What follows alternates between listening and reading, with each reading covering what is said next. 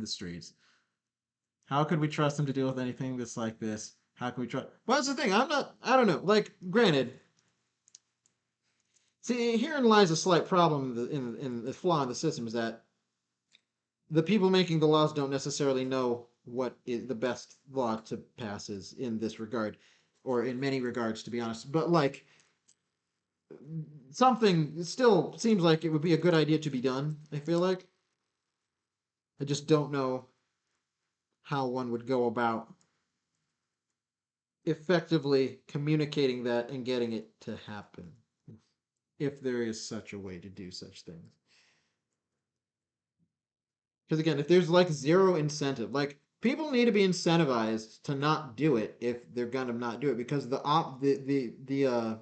alternative is to keep doing it with the potential of inventing something that is very profitable.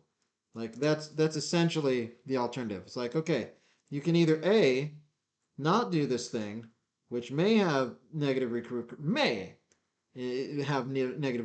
for mankind, or B, you could keep doing it instead, and then you could, maybe make money. So if people don't have some reason to not do it, I feel like they're probably going to lean towards the latter more than the former. But big problem with doing anything about this, even a large majority of the engineering world doesn't understand exactly how this works, and if you don't have anyone really knowledgeable or how it's going to go through and work, how are you going to go through and create laws around it? How are we going to stay ahead of places like China who aren't going to buy? Yeah, this is another thing altogether.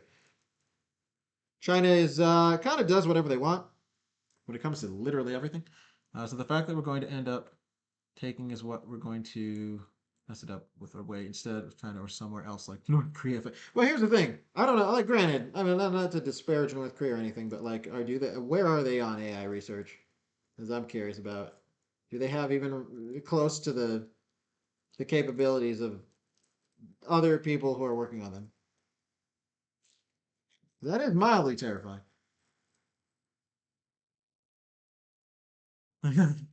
Welcome back, Kat. Welcome back to the discussion on AI and laws and the future.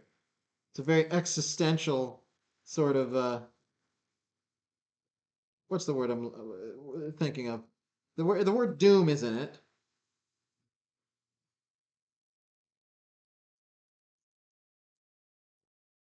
But yes, this has become that conversation. Literally have people in the United States making AI generation shit out of their basement now. It's true. Yeah, it's true.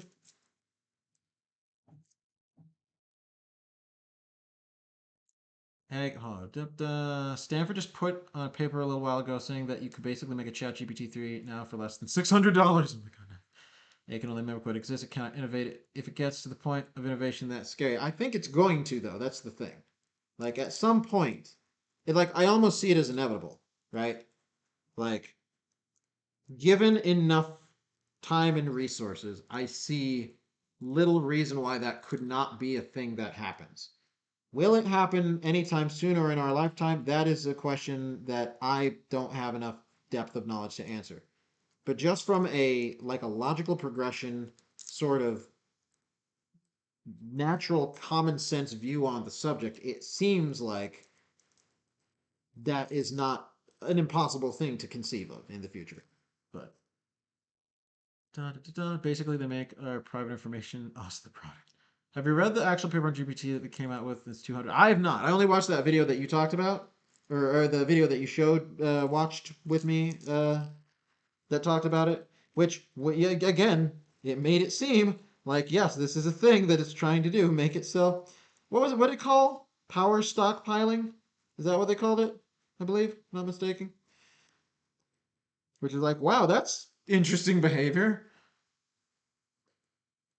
Now they're making us unnecessary. What? Who? The AI or people making the AI? I saw a thing about Levi who's going to be uh, using AI generated models for their clothing as opposed to actual people, which I'm like, what? Why?